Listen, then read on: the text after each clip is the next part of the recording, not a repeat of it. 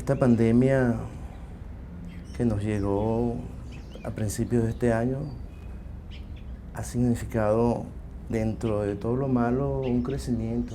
He tenido tiempo para concentrarme más en lo que es la fabricación de los instrumentos y reciclando PVC, y siento que lo he aprovechado, he tenido suficiente tiempo para fabricar unas cuantas flautas y también para crecer en la ejecución. Un estilo de vida, una disciplina, un oficio, me ha permitido descubrir otras cosas acerca de la ejecución del instrumento. Ha sido mi compañía, mi fortaleza, la música.